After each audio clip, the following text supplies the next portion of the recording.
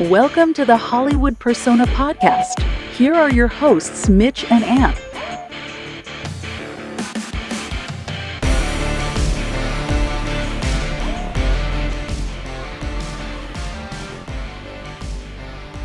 Hello and welcome to the Hollywood Persona Podcast. I am Ant. Mitch is off today. He had a death in the family, and so he is mourning and recovering. And so thankfully I am joined here by Florence Bremer. Florence, how are you doing? I'm doing great. Thanks for having me. Thank you so much. Based on the circumstances, but I'm happy to fill in and be Mitch today. Yeah, thank you. I really appreciate you doing this. There's just so much big movies out that I wanted to cover. Mitch and I haven't posted in probably 2 weeks, and so I'm like dying to get this stuff out. Mitch, for everyone listening, Mitch is doing fine. I would say he and I have been talking pretty frequently, but as you can imagine, it's just a ton of just stuff that sucks to have to do when you lose a family member. So I'll leave it at that. He'll be back on and he can give more detail as he wants. It didn't seem like any of this was taboo or not to be mentioned, but I just want to give him the ability to explain the situation as much as he'd like to. So what we're going to do is just talk about a couple movies here that are big and in theaters at the moment right now. Wicked, Gladiator 2, and then a couple of older horror movies that you've seen, one called Lucky and the other I Am a Ghost. And we'll start off with Wicked. But before we do, we're recording this just a couple of days after the Thanksgiving holiday. So I wanted to just ask and see how yours went. What happened for your holiday? Did you have everyone at your house? I know you have several kids with kids.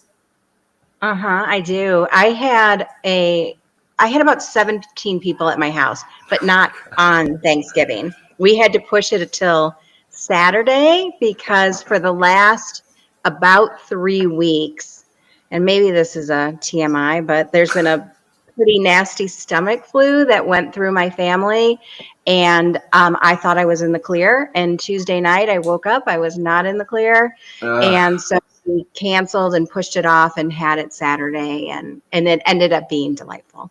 Did any of those 17 people travel from out of state? Like, was it a nightmare Oh, no. Good. All my family is very close, like within miles of my house. That's good. I am from Illinois, and my whole family followed me out years ago. So my brother came out. He has 3 kids, and he has 3 grandkids. And I have 3 kids and 3 grandkids. And my parents are out here, too. And so all of us together makes a giant group. And then I have a sister-in-law who's out here. My brother's sister's out here. And my father-in-law. So we're a awesome. Oh, there was one travel snafu. My niece moved to California, my sister-in-law's daughter, and she lives in Palm Springs. And so she drove out for Thanksgiving. So I never got to see her because she left Saturday morning. Got it. And so that was the one, but she's coming back in a couple of weeks. So cool. Okay, good. Well, I'm glad it ended up working out. My Thanksgiving was pretty chill and relaxed. I have my mom here, and so she cooked with her boyfriend Dave, and a long-term family friend that I've known forever came over. I worked tending bar at the theater, and because this weekend was the biggest weekend of the year, the biggest day of the year, I was working crazy hours at the bar. Did quite well, as far as like money-wise going, making tips. But I did get to enjoy the turkey and everything, so it was awesome. Do you? Good, I'm glad. Yeah, it was nice, and yeah, I didn't feel like left out or anything. I like being at the theater, whether I'm working or watching movies. I just enjoy being there. Do you have any? I know you have Halloween traditions. Do you have any? Does your family, like your daughters or any of the kids, do you guys watch any Thanksgiving movies? Because I don't really. Did y'all watch anything? No, we didn't watch anything. What we did do is, it was a little messed up because of being sick, but yeah, I have this Christmas tree that I love that I bought last year, and it's basically a light show. and it changes all different colors. Cool. It goes red to green to blue, and it does like rainbow tree. It's the most amazing tree I've ever seen. I love like anything that changes lights. So we plugged that in, and I don't even have any ornaments on it yet because I just wanted to see the lights. So we did that. That Oh, that's was a good. little mission to just get the tree up. Yeah.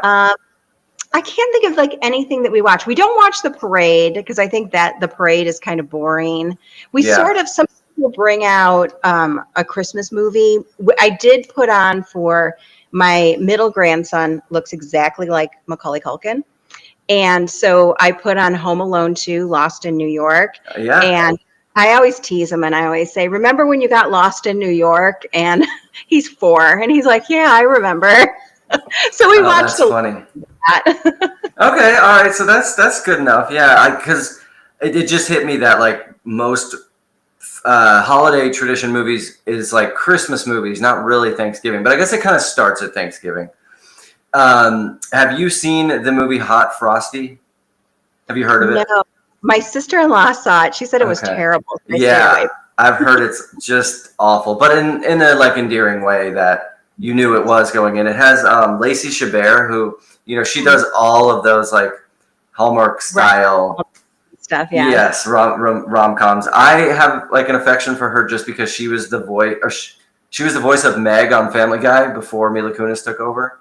Yeah, she sure was. Uh-huh. Yeah, so I'm always like, when I see her name pop up, I'm like, oh, cool. I'm glad she's working. I'm not interested in any of the movies she's making, but I'm glad she's She was working. one of the Mean Girls, and so I always loved Oh, her. right. Yes. Duh. And, speaking of Mean Girls, I would say that we could get into the review of Wicked. Both you and I saw it. And I would say that Ariana Grande very much reminded me of a Mean Girl character throughout this movie. Would you say, do you see where I'm coming from with that? I do, but actually I was delighted by her the entire time. Same. Yeah. I just was like, oh, it feels like she's could be plucked out of Mean Girls and dropped in here. But I really was wowed by her more than I thought I would. So I guess I'll just, quickly set it up. Everyone knows what Wicked is. It's the biggest movie of the year, or, close to. Maybe Deadpool was bigger, Inside Out. But so Wicked is the movie by John Chu.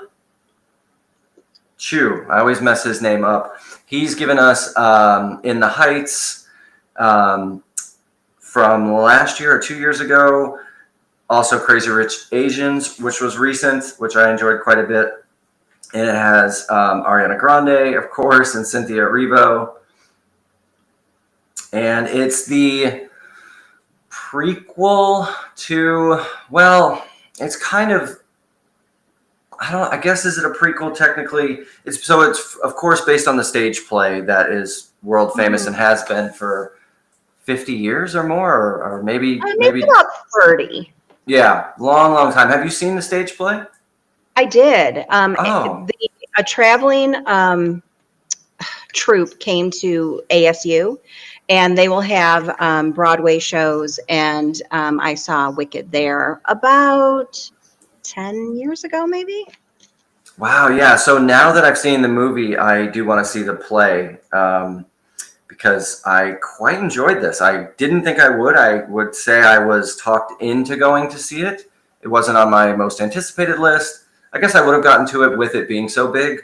But so, like I said, Cynthia Erivo, Ariana Grande, Jonathan Bailey, Michelle Yeoh has a small role. Jeff Goldblum has a small role.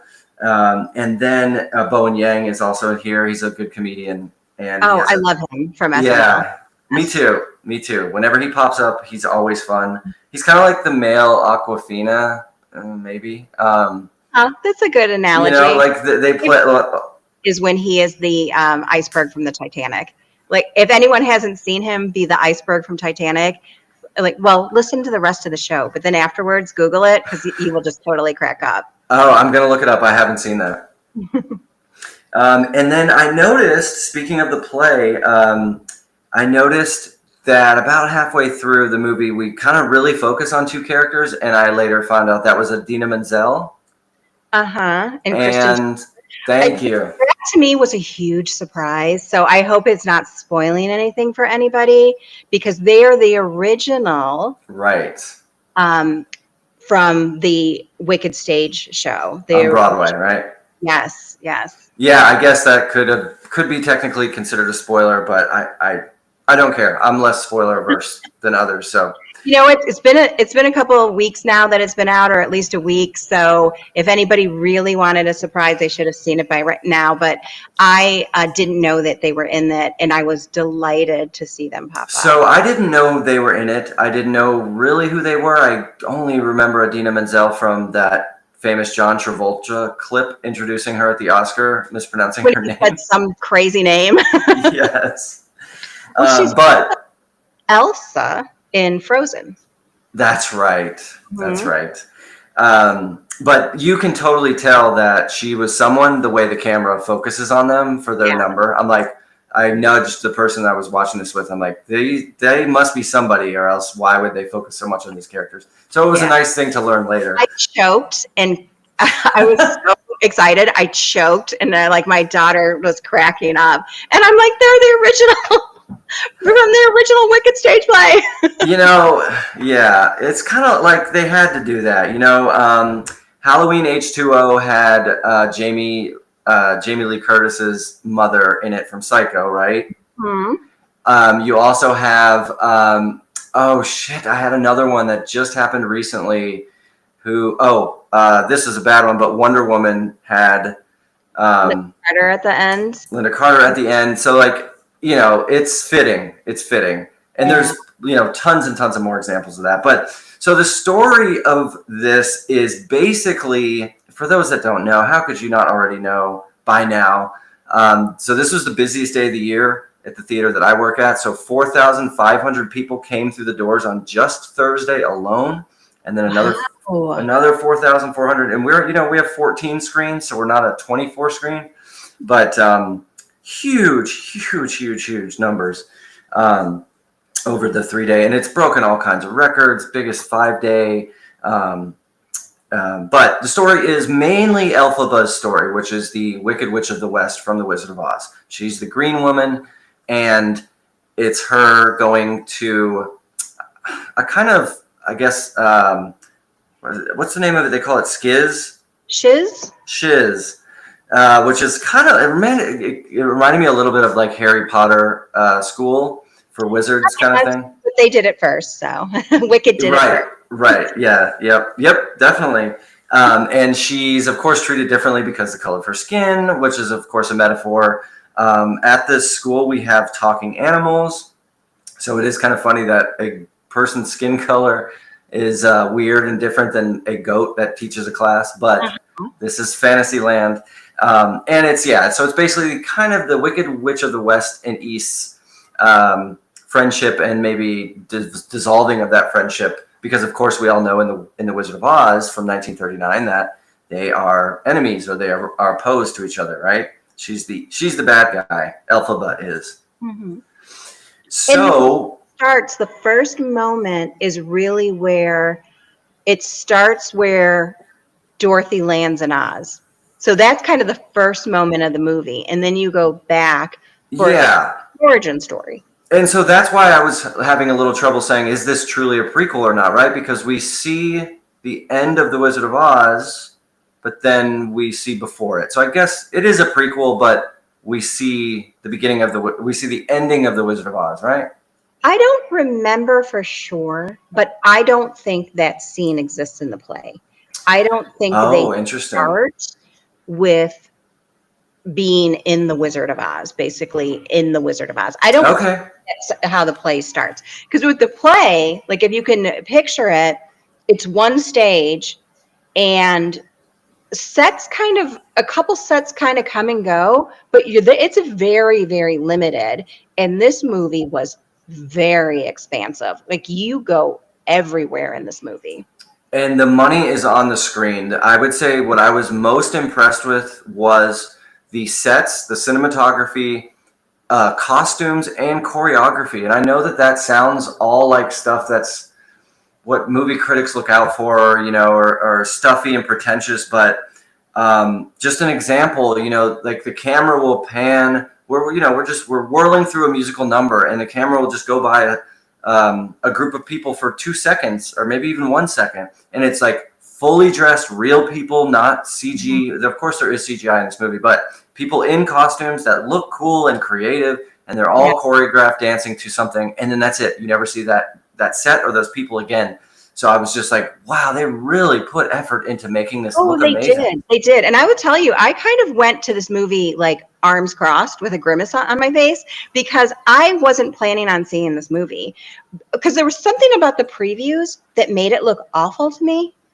And I guess that's good, because they didn't give you all the surprises that there was. Yeah. And then in the last couple of days, I've just been hearing people raving about this movie. So I'm like, okay, I'm going to see it. Like, it sounds like a proven property. I'm going to go and see it.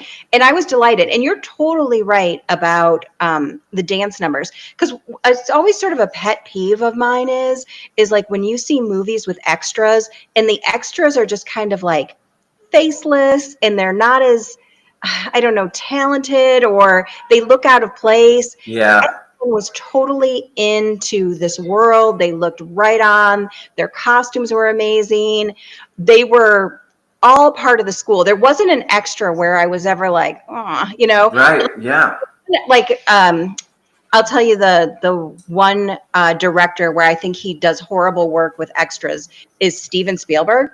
Like, if you look at the extras in his movie, they're always like, I'm like, who are these people? Like, they don't even like they're in the movie. It's so bizarre. Funny, yeah. I can't say that I usually notice them, but I will have to look out for that for him, because, yeah, So I was just so wowed by that. The songs, most if not all of them worked for me, and the movie was much funnier than I thought it was. I found myself laughing quite a bit. Yeah.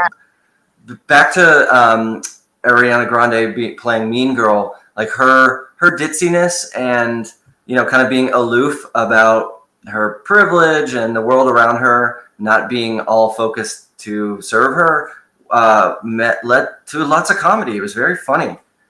I would have to say my favorite song, which is, I guess Defying Gravity at the end, was just excellent. It was all executed like terrifically, but the one where we get split screen. What did you say? I was gonna say Popular. I did like that as well, but no, the split screen where they talk about how they both loathe each other. Oh yeah. I thought that was awesome. Really, really cool and creative. I like the split screen. Let's see. Did you have any negatives? Because I have maybe just a couple of small things. Was there anything that you didn't like or that bothered you? Probably my only complaint was the length. Around the halfway point, I felt there was 20 minutes that was maybe a little bit filler. And if this would have been a 2-hour movie, it probably would have been a perfect movie instead of going for like the 2.5 hour. That was really my only complaint. I really, really enjoyed it. And I walked out and I said, this is this year's Wonka, because I enjoyed Wonka so much from last year. I did too. I kind of conflated the two. Yep. I also really enjoyed Wonka. I didn't think I would, but it ended up really working for me. And a complaint I have, and I share with lots of other people, I've heard this said elsewhere, is how very overexposed it looks. It's very, like, the saturation levels were cranked up, so that it was very bright, like whites were, extremely white. That was a stylistic choice made by the director. Fine. That's what he wanted to do. To me, I wish it was maybe toned down a bit to look more like a typical movie, especially because the Wizard of Oz movie, right, is really low saturation, where, because the color was such an important piece to that movie. Although, I guess, tell me if you know this. I think the original was in black and white, and it was later added color. No? No. The color was filmed in color. In 39. That was like the big thing because it's the same year as Gone with the Wind, and Gone with the Wind was all color. And so what they did with The Wizard of Oz was when she's in Kansas, obviously, I'm just not telling anyone anything they don't know, but when she's in Kansas, it's black and white, and then Oz, you get the color, and it was filmed that way. As she opens the door, yeah, I remember, and I know it was like Technicolor, and it was a big deal at the time. I just didn't realize that they had color all the way back to 39. I thought it came along a little bit later. I did go back. It was still a big deal if you had a film in color because for many years afterwards, like even into the 60s, you had a large amount of movies that were still black and white. Right. Because I mean, think about it. Like Psycho is in like 62 and Misfits is like 60. You know, these are all black and white movies. Yeah, yeah. So yeah, the exposure, and I agree with you with the length. You know, including trailers, you're there for 3 hours or more. But other than that, it really surprised me how enjoyable it is. How much I'm really looking forward to the conclusion next year. I'm just mildly annoyed by the part 1 thing that was not in the trailers, not in the posters. We've seen that with Mission Impossible recently. We saw that with Into the Spider-Verse or Beyond the Spider-Verse. We saw that with Dune, my favorite movie of last year and probably this year. When that came out, we didn't know it was Dune Part 1, you know? It's like the studios are scared. About it a while ago, and I don't remember. But interesting. There is no one else, I think, that I have talked to that heard about it. I think they were really, really keeping it under wraps. Like they wanted people to go to this movie. Yeah, and not and so I won't. Or two. How do you think, are they going to title it? Like, is these 2 movies together? Is it going to be called Wicked? And then the second one, Wicked Part 2, without the part 1 and the first one? I bet that's what they do. I guess that's how a sequel could be done anyway. Like, you know, John Wick 2. So, yeah, okay. Well, good. I'm glad you enjoyed it.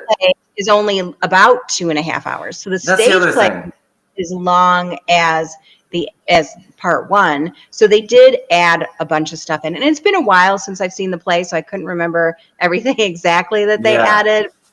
It did feel like there was a lot more added. And like I said, except for maybe a half an hour, I didn't feel like it was fluff. It was really, really well done. People should see this movie.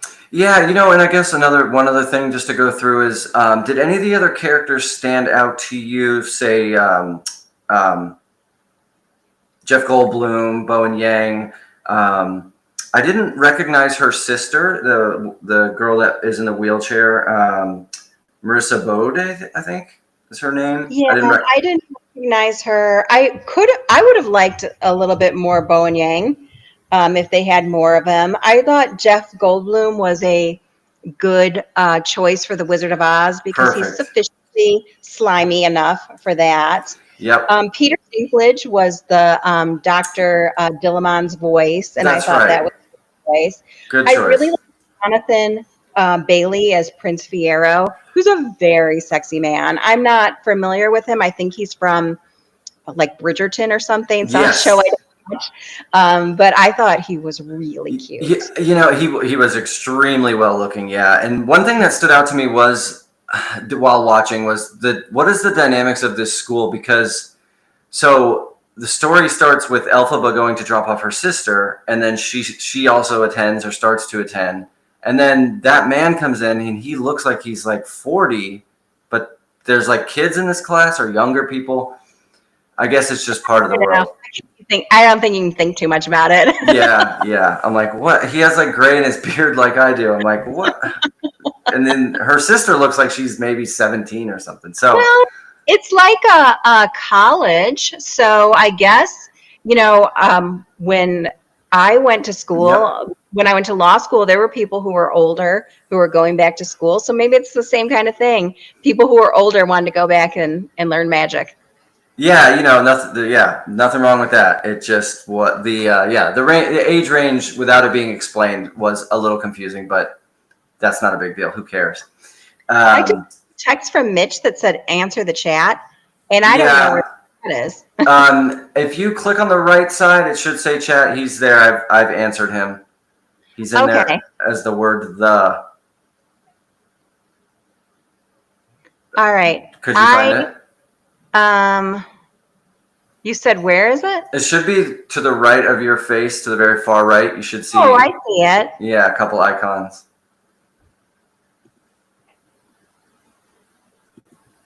So I would definitely recommend it. It sounds like you are too.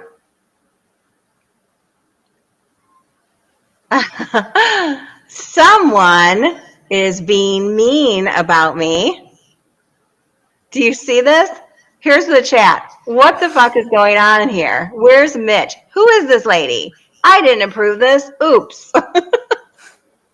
That was me who said oops. He can deal with it. And then same person says, am I a sexy man? Love you guys. Yeah, you are a sexy man. So I want to briefly mention Gladiator 2, which is something I saw as well. Actually, I guess a couple of weeks ago now. I did get to see it a little early with some coworkers of mine before it came out. We did a employee screening. So this was probably a pretty highly anticipated movie for me. It's directed again by Ridley Scott, 24 years after the original Gladiator, which won Best Picture. It got Russell Crowe his first Oscar. Yes, it was his first. I think his second one was A Beautiful Mind, maybe. Stars Paul Mescal, Denzel Washington, Pedro Pascal. Connie Nielsen returns in the same role as last time. Joseph Quinn, who we just saw in A Quiet Place Part 1, if you saw that. I did. He and Fred Helkinger play the dual emperors in the movie of Rome. And the rest of it, people know Gladiator. Anyone listening, you know the movie. The movie, I want to just kind of briefly talk about it. There's not too much to say, and maybe once Mitch gets to it, he and I can talk about it again and go in depth. But I would give this movie a positive review, but just barely positive. The movie is in the same vein as The Force Awakens, Jurassic World, in that we're kind of just retelling the same story over again with a little lesser of effect.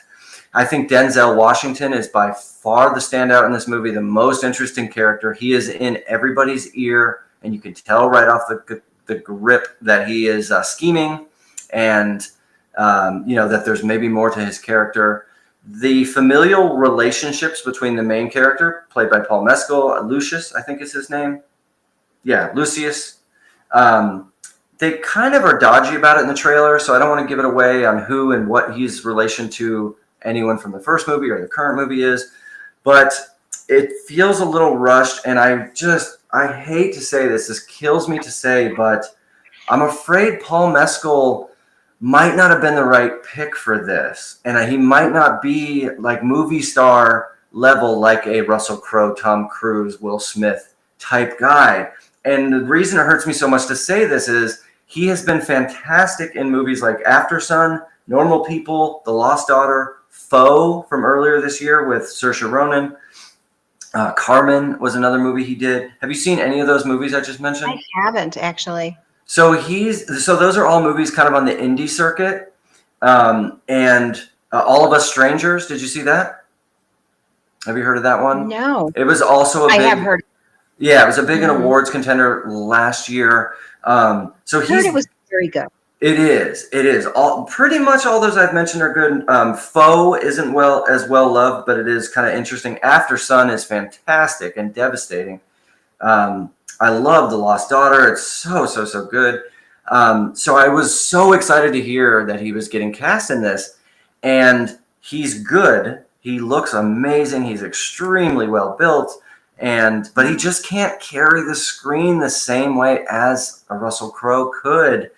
And I think part of that's the writing. He doesn't get the best character arc throughout the movie. His character is basically just, I'm filled with rage. I'm mad. I'm going to say what happens in the first scene of the movie. The opening scene, this small town is being invaded by Rome. We see him and his current wife, and the movie opens. He walks up to this woman and says, "My wife, kiss me before we go into battle." And then she immediately gets killed by an arrow. So, and that's all the characterization we get for him and his wife's relationship. So the rest of the movie hinges on him being so mad they killed his wife, which we've seen so many revenge movies where men's wife or kid get killed, right?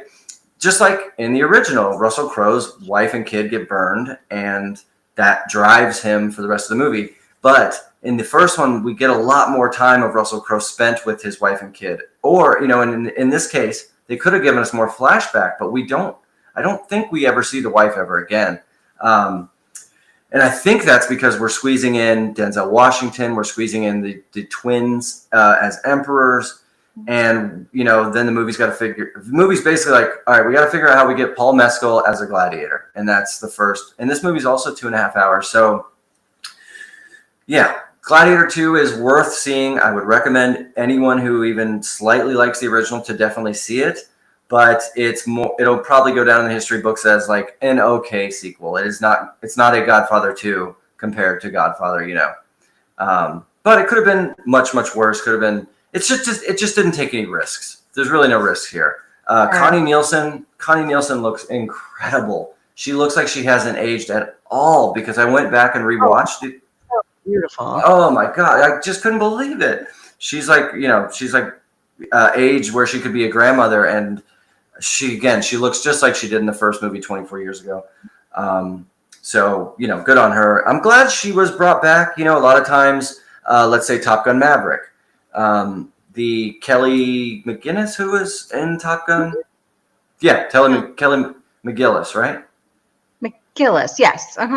So remember, she infamously or whatever didn't get asked back. A lot of speculation and people chattering online was because she's not as good looking as she once was. So it's nice that they did bring Connie Nielsen back and kept her character instead of just saying, she went to another planet or something, Yeah, and Top Gun Maverick, Jennifer Connelly, his love interest, and I'm like, she's like 20 years younger than him. Yeah. Whatever.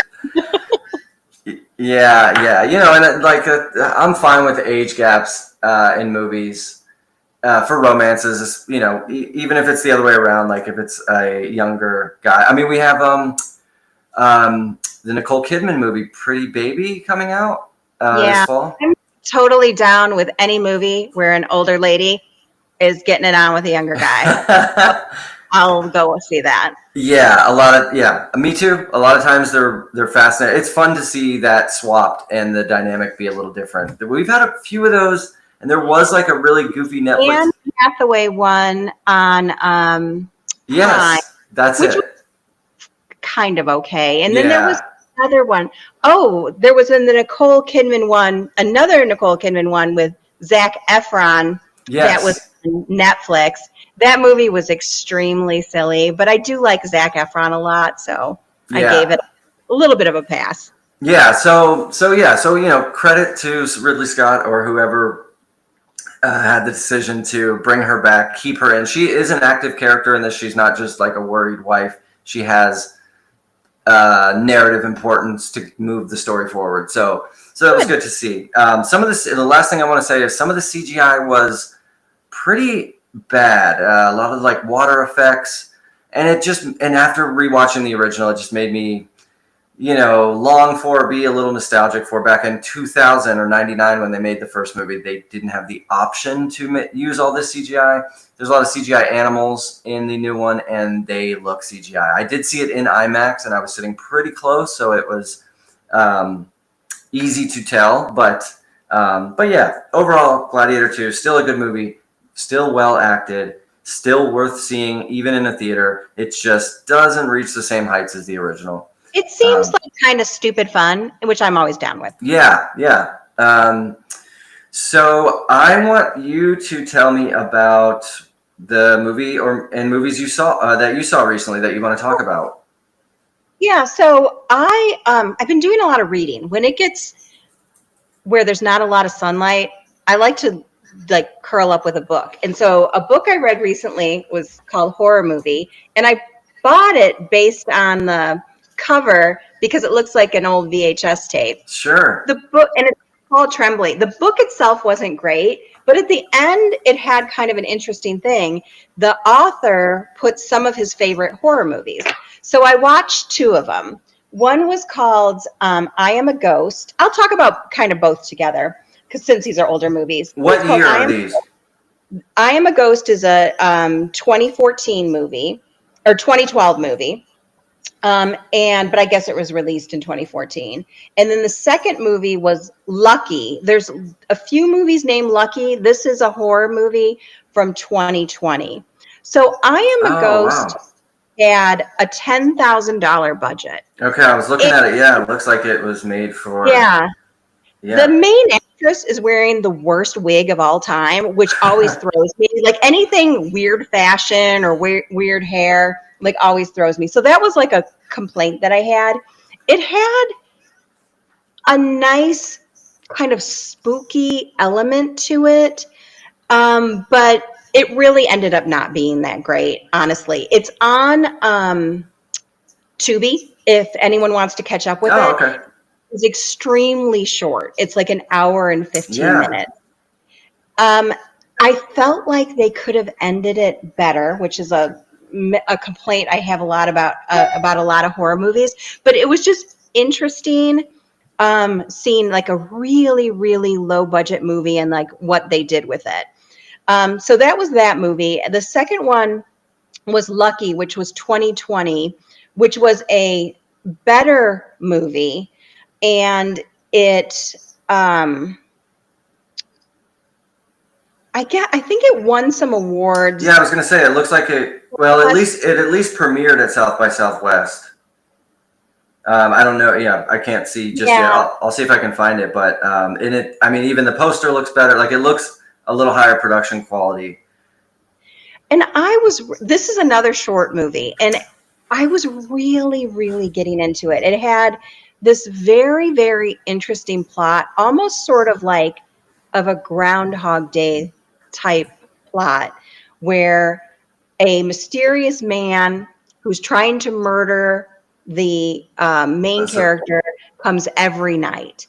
And she has this boyfriend, and he says something that's like in the beginning that's like very interesting and like sparked my attention. And I was like, okay, I am like loving this movie.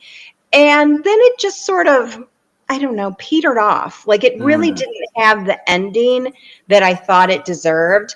In my mind, I wrote another ending, but it really was well done, like really well filmed. It's on AMC Plus, and I think it was where Shudder will say, hey, this is a Shudder original. Yep. They took this movie and called it a Shudder original.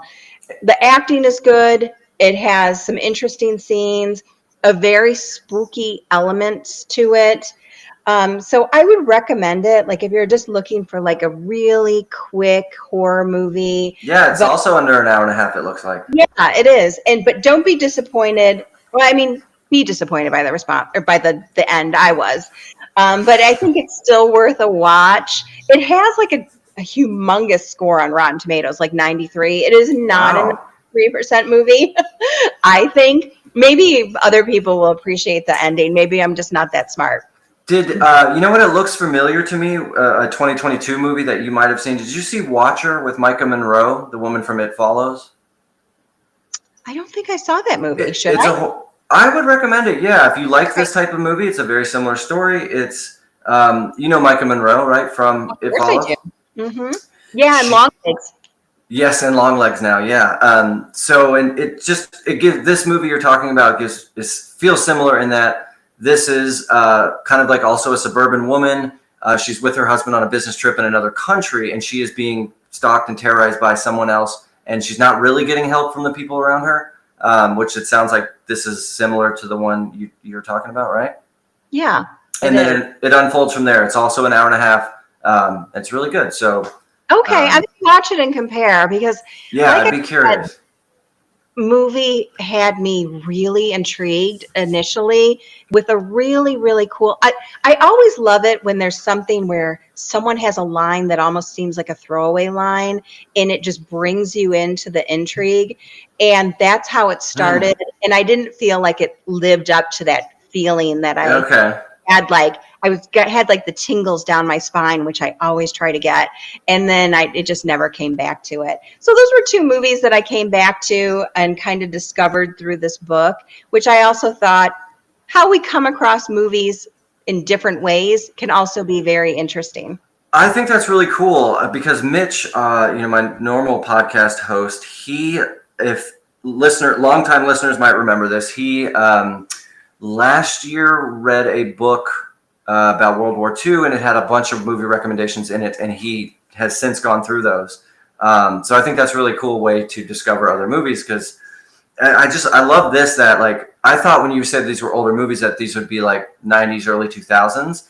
Oh, no. But no, these are recent, and I try and see as much as I possibly can, and I feel like I at least have an awareness, and I hadn't heard of either of these, and that's one of the things I love about movies is there's always movies that I will have not heard of, even though it's all I think about. No, it's true. It's so true.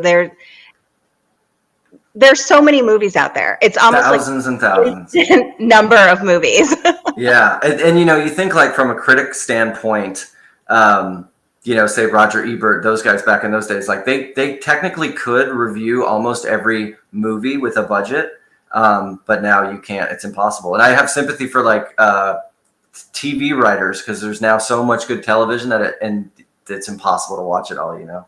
Oh, I know. I was even thinking about that just with movies as well. Like you go on Prime or Netflix and you're like, oh my God, what are these movies? I haven't even heard of them. It's crazy. Yep. And all these people putting this hard work into it. And then a lot of these movies don't get touched. So it's it's sad in a way, It is.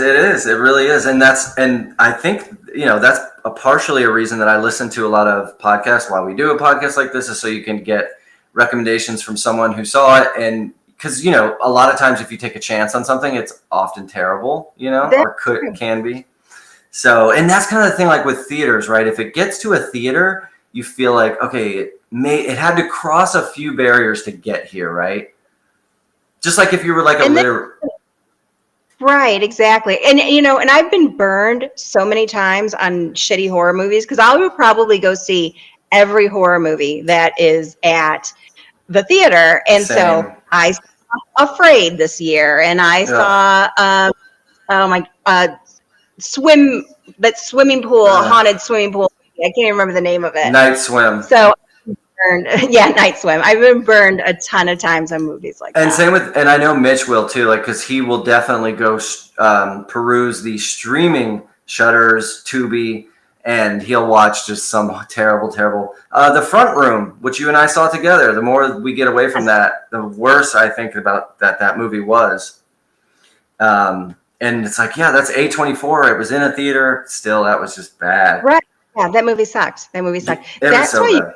The service for me, because you guys will watch some of those movies. Right. And I don't know that I would have watched, before the show we chatted for a minute, I don't know that I would have watched Oddity without the recommendation from Mitch. Yeah. I think it would have been lost to me. And I loved that movie so much. It's so cool. And then watched it like a week later, because I felt like I had missed so much, and I really, really enjoyed it. Yeah. The opening scene for Oddity is really one where when you're first watching it, you're just taking it face value. But then when you learn more about it, going back, I bet it was really rewarding to rewatch that scene, and now with the knowledge you now have. Yeah, that's a really cool movie. And that's Oddity. Well. So do you have any other things you want to say about Lucky or I Am a Ghost? No, I think that's it. Okay. I want to quickly just mention I saw the movie Maria, the third movie in the Pablo Larraín trilogy that he was doing on important and impactful women. He did Jackie, about Jackie Onassis, with Natalie Portman back in, 2019, 2018. Then he did Spencer with Kristen Stewart about Princess Diana. Thank you. Yeah, her maiden name was Spencer, right? It was. Mm-hmm. Which I enjoyed both of those a good bit. Spencer, I think I really loved Spencer. I thought Stewart did a great job. And then this one is about Maria Callas. I think her name is. Greek, world famous opera singer. You've heard her music in movies for sure. Like, there's no question about it. Everyone has heard her. The reason I went to see it is because it will be on Netflix next week. The reason I went to see it was because there's a lot of buzz about Angelina Jolie getting nominated for an Oscar for the performance. And I didn't like the movie very much at all. I thought it was very pretentious and really hard to get through, disorganized. It jumps and zigzags through time. The dialogue is just really corny and goofy. This is working well for some critics. Some people are tripping over themselves to tell people about this, but I did find some others like me that weren't that impressed with it. It does look incredible. The cinematography and her apartment and her outfits and stuff are just beautiful. It makes you want to stroll through Paris in fall because just some of the shots are incredible. But I would say it's not worth a watch or a Netflix watch once it hits. But we have some awesome movies coming up. And Florence, I would love to know if any of these are on your radar that you plan to see. So I think coming this weekend near me, at least in Atlanta, I will have the ability to see the movie Queer with Daniel Craig. Have you heard of it? Yes, I have. Looking forward to that. I hear there's a lot of Oscar buzz for his performance. Yep. And then Amy Adams is in a new movie called Night Bitch that comes out this weekend. That one is not on my radar. Yeah, so it did well on the festival run. It's her. This is in the trailer. It's her as a suburban mom dealing with being a mom, and at night she turns into a bitch, a female dog, and not in like a vampire way, but the trailer shows her like walking around with her belly out and her hair all messed up. Like, it's very unglamorous, and it looks like a cool movie and it's a comedy with her taking a risk. So that's this weekend. Then you also have Interstellar is coming out to limited IMAXs this weekend for its 10-year anniversary. I'm going to try and see that Friday night. And then the millennial movie Y2K. Can I embarrassingly tell you how excited I am for that movie? I'm pretty excited too. Kyle Mooney, I think, is directing it from SNL. I saw a preview for it, maybe about a month ago. Not in front of Wicked? No. Okay. No, but it was something. You know what? It was when I saw Smile 2. Ah, yes. Yeah, I can't wait for it. It looks good. Of course, I was alive, and I don't know, in my teens or maybe I can't remember. I was somewhere high schoolish age when Y2K happened. So they're gonna hit me with the nostalgia, and I bet I'm hoping to enjoy it. I really am. Me too. I said to because for Wicked, my 17-year-old daughter went with me, and I said, "Oh, Y2K is coming out this weekend," and she's like, "What's Y2K?" Yep. Like, oh, forget it. I'll just show you the movie. It'll be fun. Yeah. Just watch the movie. Figure it out. Also coming out this weekend is a horror movie called Werewolves. Have you heard of that? No. It has a poster of a werewolf. The one or no? Is it Universal? It's got Frank Grillo in it. He's like the action. He's like the new. Bruce Willis. He's like the new Bruce Willis. He does a lot of crappy, but it is coming to theaters. No, I'm thinking of a different movie. I think the movie I'm thinking of is maybe coming out in January, and it might just be called Werewolf. It's the second movie, or I don't even know if it'd be considered second, but by the same makers of The Invisible Man are doing Werewolf, like in the Universal Monster universe. Oh, interesting. I love The Invisible Man. Mm-hmm. Yes. The one with what's her name? Elizabeth. Shue. No, Olsen. No. Oh God. Yeah, but her name. so then also coming out is a movie called The Order. Again, this is another one coming to theaters near me. This is this one has Jude Law in it and Nicholas Hoult and Mark Maron and Ty Sheridan. And it's about some bank robbers fighting against the FBI. And then also coming out this weekend to theaters is a movie called The Return, which has a decent cast as well. So I am just like, with Ray Fiennes and Juliette Binoche is coming out this weekend. So I literally just listed 7 movies. Oh, and there's one more. Oh my God, one more. The movie Flow, which is an animated movie about a cat. Have you seen the trailer for it? It looks really cool and clever. Is it Flow like my nickname, or is it Flow like Flow? It's FLOW, yeah. Okay. It just looks like it might be kind of cool and interesting, and maybe it wants a run at best animated feature. It's like from Latvia or Lithuania. I don't think there's any dialogue. It's about an animated cat. It has great reviews. So yeah, so there is like a shit ton of movies, and I am going to try my best to see every single one of those movies I just listed. Yeah, I'm working. Oh, and I'm working Cinema Score on Friday for Y2K, so I will definitely be seeing that. Oh, okay. You'll have to, if you will, send me a text and let me know how it turned out. I will, and I actually was going to tell you. I've already seen it by then because I'm probably going to see it Friday. Thursday night. Oh yeah. Elizabeth Moss was the actress for Thank you.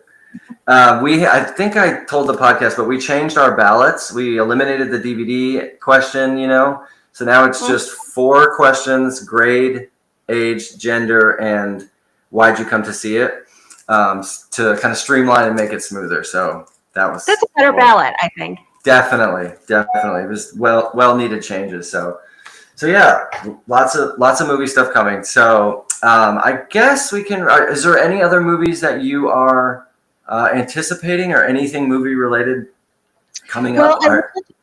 Just to mention this, a movie that I caught up on, and I won't talk about it in detail because you guys did a lot of it on the show, but My Old Ass is on Prime, and wow, that movie is just the best. Like, I sobbed, I ugly cried for a while. Did you watch it with your daughter or daughters? I could see you enjoying that with one of them. I watched it by myself, and I knew exactly where it was going, and I still sobbed. And the next day I tried to tell my sister-in-law a little bit about it, and I started crying, telling her about the movie. Oh, so I love that. That's a great story. Not a recommendation, but I highly recommend that movie, and it's a great time to catch up on it. And I think it's just a smidge shorter than an hour and a half. So yeah, yep. I think it was like an hour and 32 minutes or something like that. An hour and 20 minutes. Yeah, both Mitch and I enjoyed it, and I could definitely see you getting a little more out of it, being a mom, being a woman. Did you see? But in that similar vein, did you see His Three Daughters?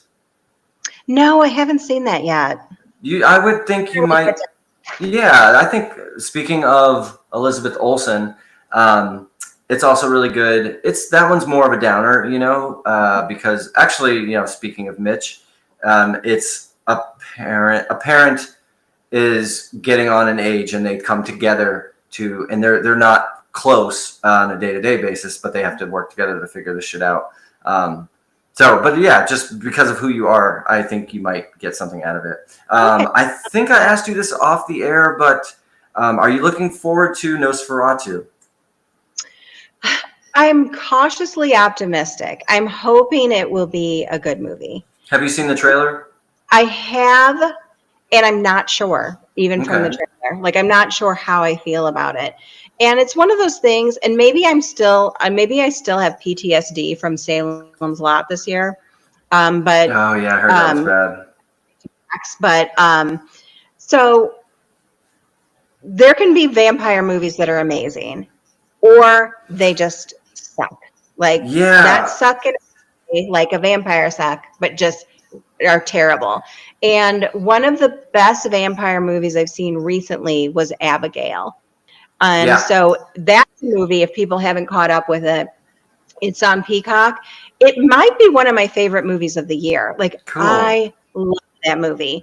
And I thought my only complaint about it, which really isn't a complaint about the movie, was that they showed too much in the trailer. Thank you. So, yeah, if they would have not given it all away, it would have unfolded like a masterpiece. It would have been so fucking fun. And then it's fun. It was amazing. I loved it. And all the actors were great. And, we got to see Agnes Cloud in his last movie role, and the other actors were outstanding. But just why give away the big reveal of the movie? It would have been such a nice reveal. Yeah, I'm really excited for Nosferatu just for a couple reasons. Speaking of vampire movies, this isn't a vampire movie, but it's similar. That new Crow remake was terrible. Did you see it? Mm-hmm. No. After I heard you guys talk about it, I was like, screw that. I'm not going to see that. Just watch the original, and whereas this is the same guy that did The Lighthouse, and he, kind of broke out with the movie The Witch. He's known for doing obsessive things for details. Like, for example, a story I remember around The Witch, he researched to find out what type of wood roof that the house would have in The Witch in the 1970s Salem time during the witch trials, and got that specific roof made for that movie. And that was just one example of the details he goes to. So I'm really looking forward to it because of his crazy details. It stars Lily Rose Depp, who is someone who like gives me a little pause because she's not bad, but I haven't loved anything she's been in. Voyagers, The King, Tusk, Yoga Hosers. I've seen all of those, and none of those were all that great. The Wolf, she did. That was okay. Have you seen her in anything? Johnny Depp's daughter. Yeah, no, I've only really seen her modeling, to tell you the truth. She was in that TV show with The The Idol. Weeknd, which was everyone hated and no one saw it. So I really haven't seen any of her acting. I can't think of any acting I've seen her. Yeah, I never got to The Idol. I meant to because I heard it was pretty explicit, and I like explicit content. So I meant to get to it, but I never did. But then the movie also has Nicholas Hoult and Bill Skarsgård, both strong and fun actors. So for sure. That's coming in a couple weeks. Really looking forward to that one. So, okay, cool. Well, I think we can then wrap up. I want to just say thank you again, Florence, for stepping in. I just so much appreciate it. Could not have done this without you. So, yeah, thanks a lot. And I'm sure we'll talk soon. And right. maybe we can have you back on to do Nosferatu. Sure, that would be great. Whenever you guys need, let me know. Okay. Thanks a lot. I will then hit the outro, and then we can call it a night. Right at an hour. I think it's 56 minutes, so that's just perfect. Couldn't have worked out better. Mitch, I miss you. Can't wait for you to come back, man. Same, Mitch. I'm a poor substitute. No. You're great. You're a great substitute. I might have to kick Mitch off of his own podcast and have you just take over. Later, Mitch. See you, sucker. Thank you for listening to the Hollywood Persona podcast. You can find us on Instagram, YouTube, and Facebook at The Hollywood Persona. Feel free to email the show at thehollywoodpersona@gmail.com and make sure to rate, share, and follow on whatever platform you're listening to our show on. It's the little things that help. Thank you. And you little shithead, you're staying here. Awesome. Thank you so much. Hey, no problem. It was very